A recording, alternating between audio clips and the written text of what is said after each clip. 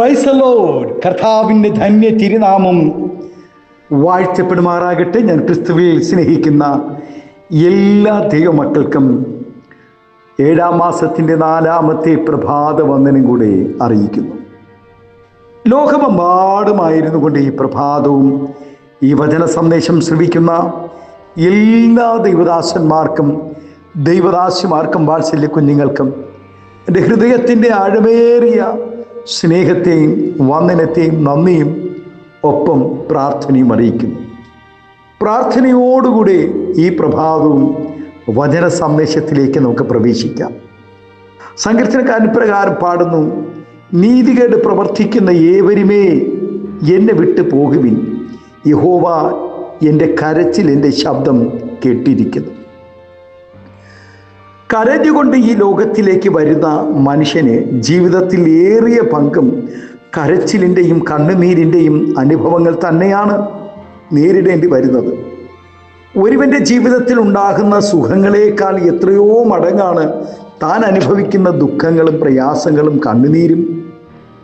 നമുക്ക് ചുറ്റും കരച്ചിലിൻ്റെയും നിലവിളിയുടെയും എത്രയെത്ര ശബ്ദങ്ങളാണ് നാം കേട്ടുകൊണ്ടിരിക്കുന്നത്. ഓരോ ദിനവും വാവിട്ട് നിലവിളിക്കുക, അലറി കരയുക, ഏങ്ങലടിച്ചു കരയുക, ഞരങ്ങുക, ഹൃദയം പൊട്ടി നിലവിളിക്കുക എന്ന് തുടങ്ങി എത്രയെത്ര വിധത്തിലാണ് കരച്ചിലിൻ്റെ തീവ്രത അനുസരിച്ച് മനുഷ്യർ കരച്ചിലിനെ തരംതിരിച്ചിരിക്കുന്നത്.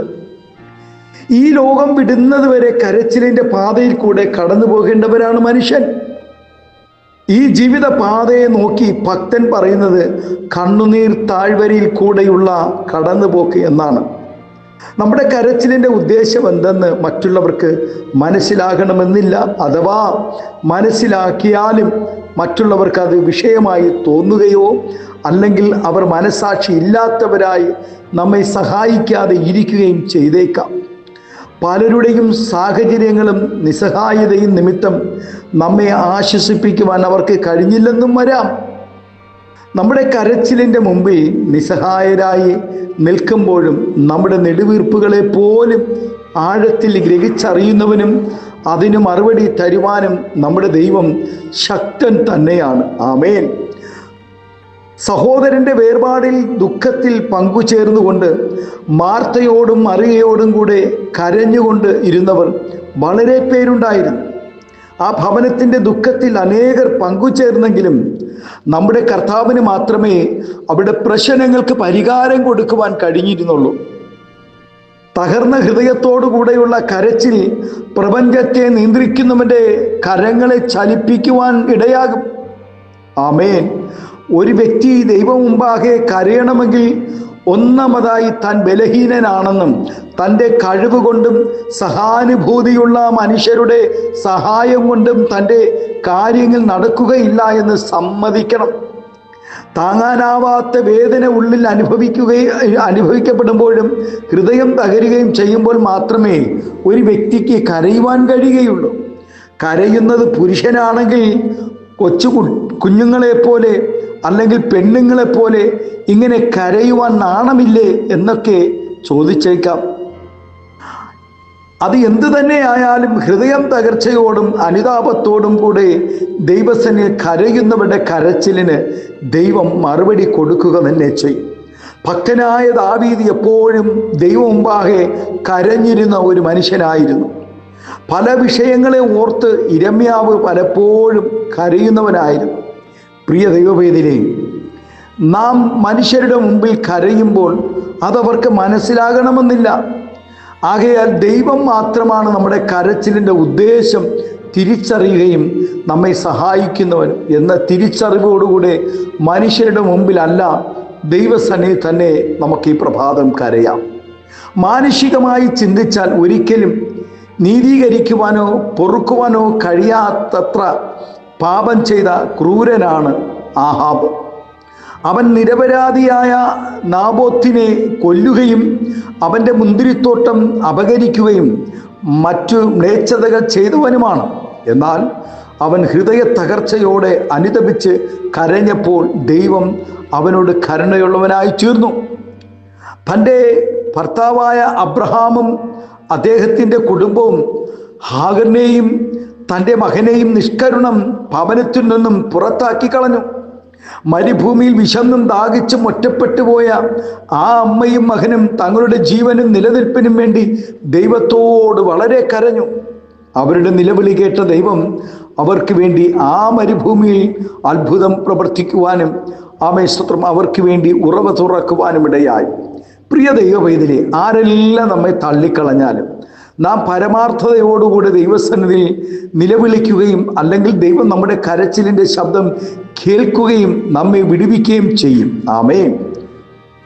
നസ്രേനായ യേശു കടന്നു പോകുന്ന അറിഞ്ഞ വ്യർത്ഥമായി സകല പ്രതിസന്ധികളെയും വകവയ്ക്കാതെ കർത്താവിനോട് നിലവിളിച്ചപ്പോൾ, യേശുവേ ദാവീദ് പുത്രാ എന്നോട് കരുണയുണ്ടാകണമേ എന്ന് നിലവിളിക്കുമ്പോൾ അവന് വേണ്ടി സ്തോത്രം തൻ്റെ പാദങ്ങൾ നിലയ്ക്കുവാനിടയായി.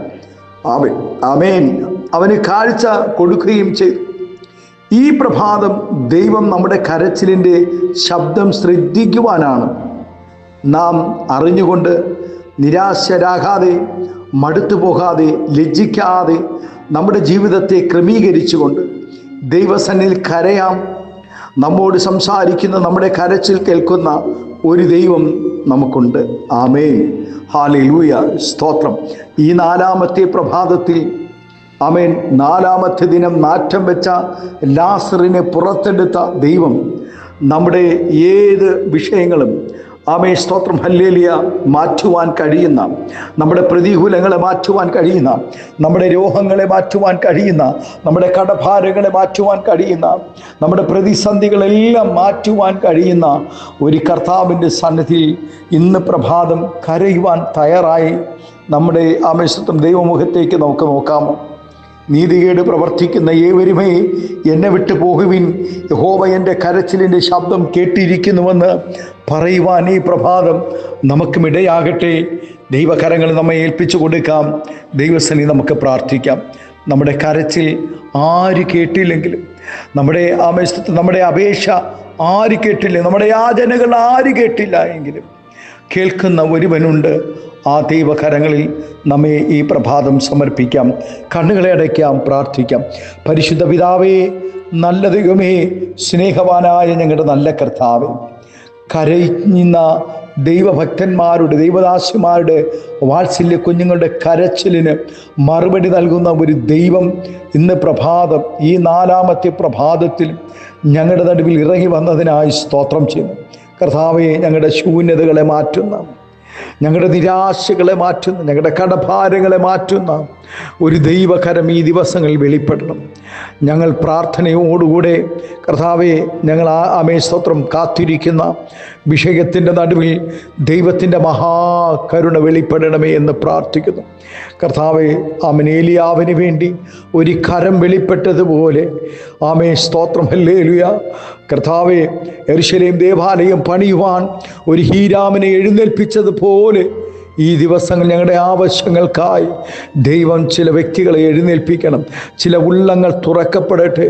ദൈവത്തിൻ്റെ വലിയ പ്രവർത്തികൾ കർത്താവെ സ്തോത്രം വ്യക്തികളിൽ കൂടെ വെളിപ്പെടേണ്ടതിനായി പരിശുദ്ധാത്മാവെ അങ്ങ് സഹായിക്കണമെന്ന് പ്രാർത്ഥിക്കുന്നു.